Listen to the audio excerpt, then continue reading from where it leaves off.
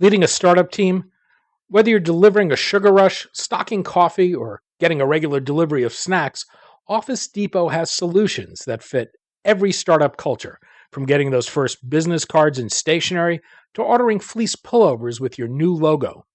To learn how Office Depot and the California Technology Council have partnered to bring you savings on all of these startup essentials and more, go to californiatechnology.org/member benefits. I'm Daniel Levine, and this is the Bio Report.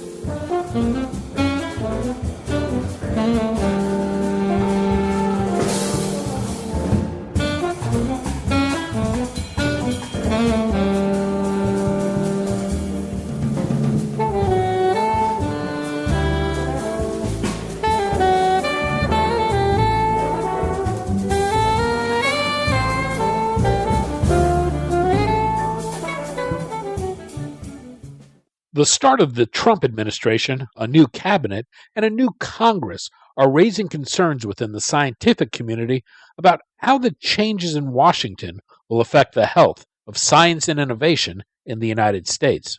At issue is not only funding for research, but a range of policy decisions relating to everything from public health to climate change that some fear will not be informed by science.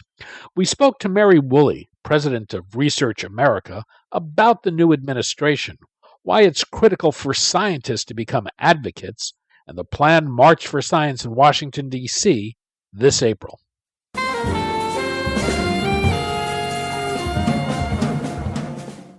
Mary, thanks for joining us.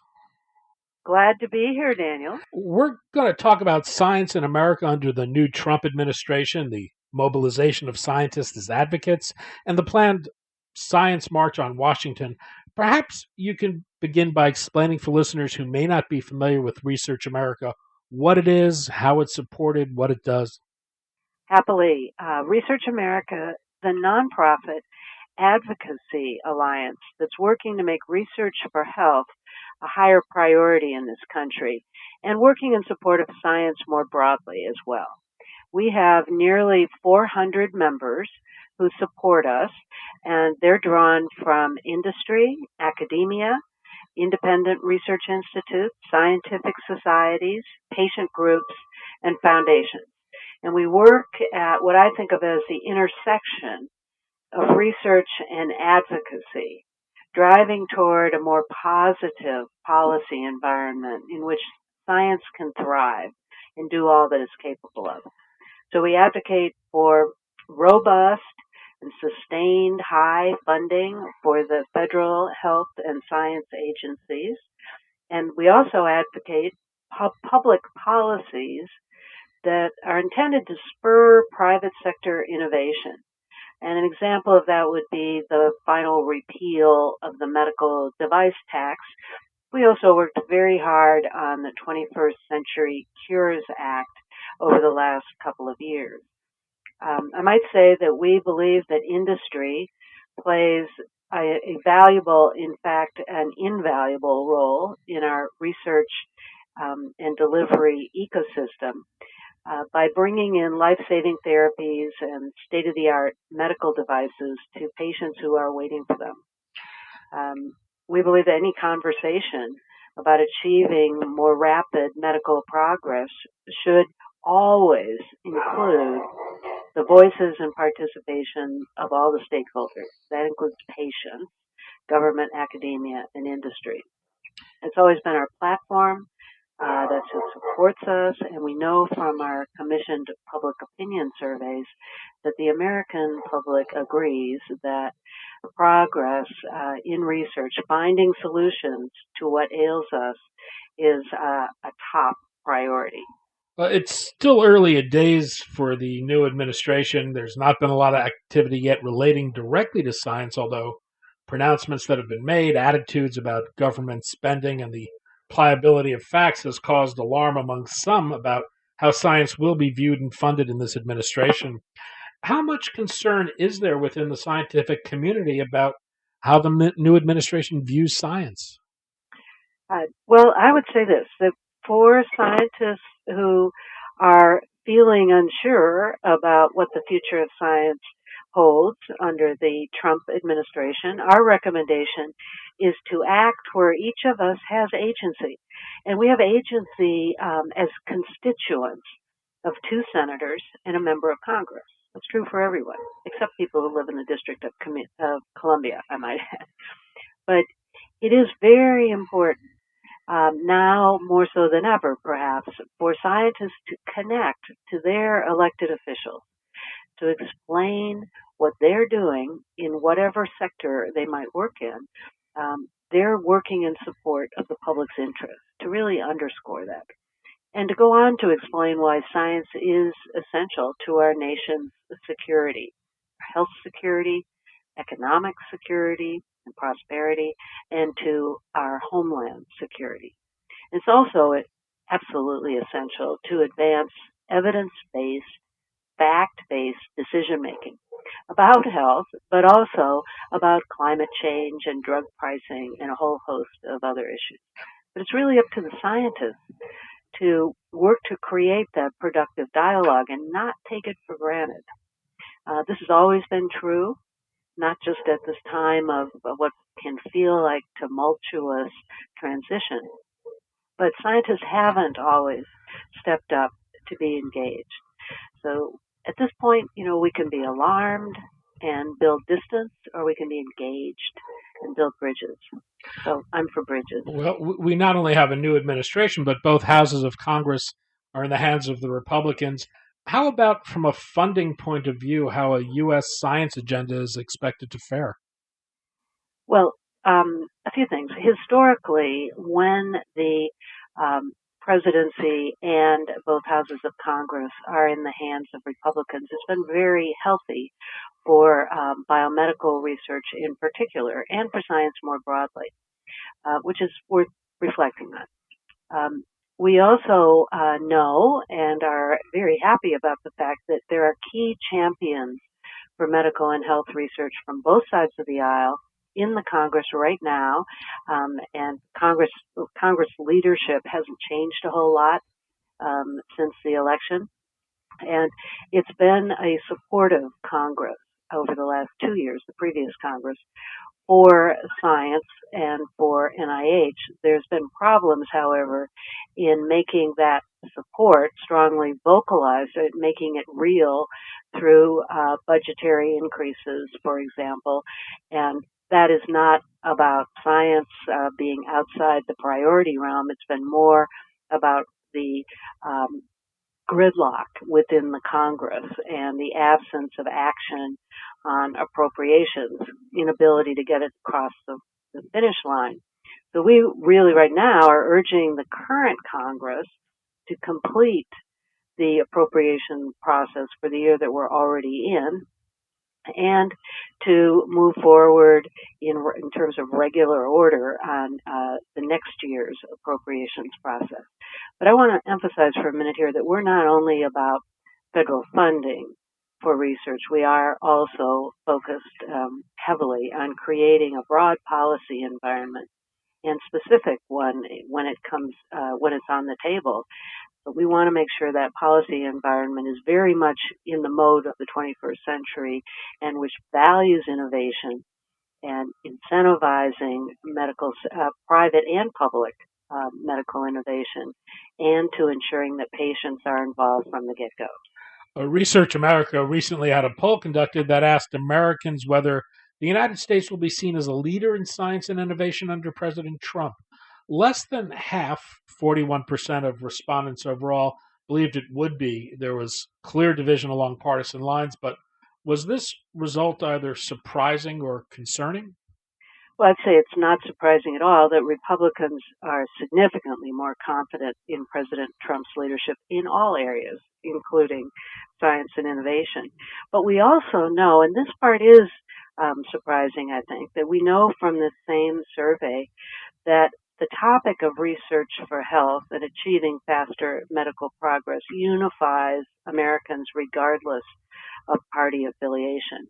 So 79% of Americans overall, that's a very strong majority, agree that it's important for the president to assign a high priority to putting health research and innovation to work to assure continued medical progress. And that's made up of 85% of Democrats, 79% of Republicans, and 72% of independents. That's very strong and actually surprising to us that it's so strong. This is a president who has indicated jobs and the economy will be center stage. Any sense on how he views science and innovation with regards to economic competitiveness? And is that a case that will need to be made to the new administration or Congress? Well, we have some early indications. So we know that the president has said in the run up to the election over and over again that he wants a safer and more prosperous nation. And in his inaugural address, he talked about eliminating disease from the planet, or words to that effect. And he has clearly demonstrated early on that he can and has acted quickly to embrace the public's hopes and expectations. But we think it's time for him to direct that kind of energy to achieving that conquest of disease, another high public hope and expectation, which sometimes is taken for granted, far too often, I would say, but is just not achieving the goals that we all have for it at this point. So we are urging him to engage in substantive conversations with scientists inside, outside industry and academia, and with knowledgeable congressional champions who understand how smarter policies and more resources will add up to better treatment, cures, and prevention. Research America doesn't generally get involved in issues of visas and immigration, but as a nation, we've benefited from our ability to attract great minds from other countries to come to America to study and conduct research and fuel innovation. The Hill recently noted that all 6 American 2016 Nobel laureates announced to date were immigrants. Is there a concern about losing our ability to attract the best and the brightest? Well, first let me say, Daniel, that I think they're talking about Nobel laureates in science, i.e. not Bob Dylan, but that aside. Corrected. So true that the science Nobel laureates, and they all have been announced now, were immigrants, U.S. Nobel laureates. But I am concerned, and Research America is concerned, about the recent action by the Trump administration in banning immigration from some countries. It's already causing young researchers to rethink their commitment to pursuing or continuing a career in science in the United States. Some of them literally are unable to do so. And it's keeping scientists from other nations away from scientific meetings held here, and not just scientists from the countries immediately involved, but those who are protesting U.S. actions or intent. At the moment, we know that's on a stay because of the judicial interdiction. So this has got to get resolved, and we must ensure that young scientists in particular have the opportunities they're trained for to contribute to faster medical progress. So we will continue to advocate for policies that embrace and support academic and industry scientists from across the globe. A lot of attention on the nomination of Congressman Tom Price to head the Department of Health and Human Services has centered on reform of the Affordable Care Act. But if confirmed, he will be overseeing the U.S. Food and Drug Administration, the National Institutes of Health, among other agencies. What do you think Price will mean to government research or public health policy? Well, you're quite right that there hasn't been much attention to this aspect of Mr. Price. It's Dr. Price, actually. I have to correct myself. Views on government research or public health policy. But I will say this, his district in Georgia includes many constituents who work at the CDC. And we know that he has spent significant time at the agency and getting to know its leadership and being supportive. He does know quite a bit about public health policy. We also know that notice that during his hearings he mentioned about the importance of NIH-funded research, but he didn't really go much into that. I will say that we're concerned about the future of the Prevention and Public Health Fund, which is authorized by the Affordable Care Act. And this fund has already been tapped to pay for other kinds of legislation. And we're concerned it could be eliminated if the ACA is repealed. And that would be quite unfortunate, as it supports community efforts to prevent disease and build healthier populations, and doing so on a basis of evidence and science. We've seen the new president select Governor Rick Perry to head the Department of Energy, which oversees a set of national labs that have been responsible for groundbreaking biological research, including a key role in the Human Genome Project, and continues to perform important energy, environmental, and biological research. Any outlook there? Well, we're hopeful that Governor Perry will champion those labs, which have a long-standing crucial role in advancing the well-being of America and Americans. I also hope that he will appoint outstanding scientists to work with him. And in that same commission survey that we were talking about earlier, we saw that very strong majorities of Americans said they wanted scientists to play a major role in shaping policy in lots of areas. Energy, 75% said they wanted scientists shaping energy policy. The environment, another 75%. Education, 58%. Roads, bridges, and other infrastructure, 55%. National defense, 51%. And at the highest percentage for medical and health research, 83%. One of the things Research America has done is worked with scientists to become advocates. I think scientists generally prefer to do their work and let it speak for itself. Why is it important for scientists to be advocates? Well, let me first say that nobody's work speaks for itself. Never has, never will. But it's important that scientists be advocates for a number of reasons.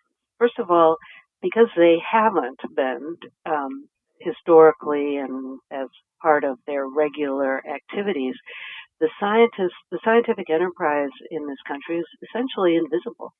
Only 19% of the public can name a living scientist, and a lot of the people they name aren't living, as a matter of fact. Only about 40% can name anywhere that medical or health research is conducted. Anywhere.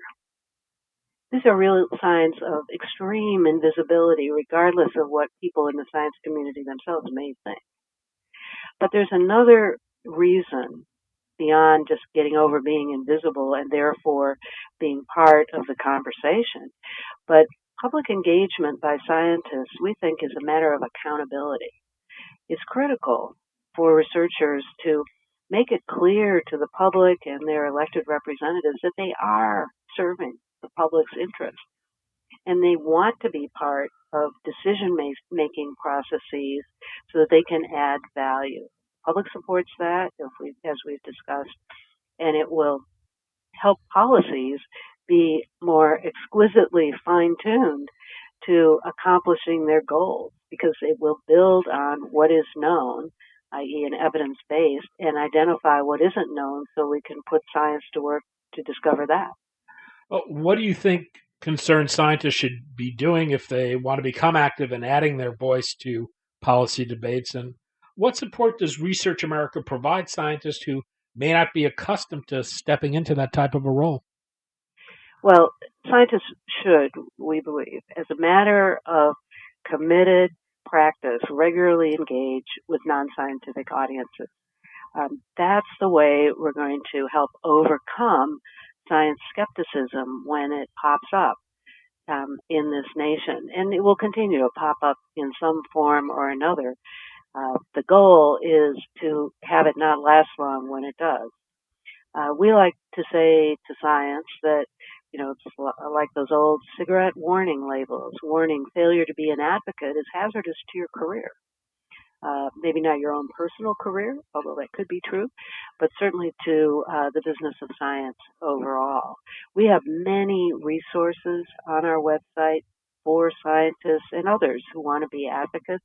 We also conduct training sessions and in general are always pointing out ways for scientists to engage with the public. Right now, We're encouraging involvement in the hashtag that's trending now on Twitter. It's hashtag actual living scientists.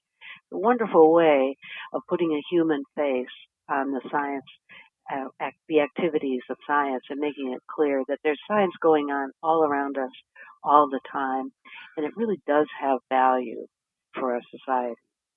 There's a planned March on Washington for Science, which will take place on April 22nd, which is Earth Day.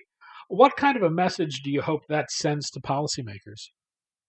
Well, for starters, I hope that it's not construed as a march on Washington. It's a march that will take place in Washington and a lot of other places around the nation. I think it's quite exciting to think that scientists and who typically don't get much out of their labs and participate in demonstrations, but also people who care about science are going to be public about that fact. And I'm told that also there'll be participation by science museums, aquariums, planetariums, members of Congress may be engaged, zoos could be engaged, university extension centers, public spaces and industry, who knows, maybe at Disneyland and baseball parks, calling attention in a positive way to the fact that science is working for our society, helping find solutions to what ails us in so many ways, literally, in our own bodies, in our families and among our friends, but also ailing our economy and potentially interfering with maintaining the security of the nation. We need a healthy nation. Nobody doubts that. So I hope that's the kind of message that policymakers hear and respond to. Mary Woolley, President of Research America. Mary, thanks as always. Great to talk with you, Daniel. All the best.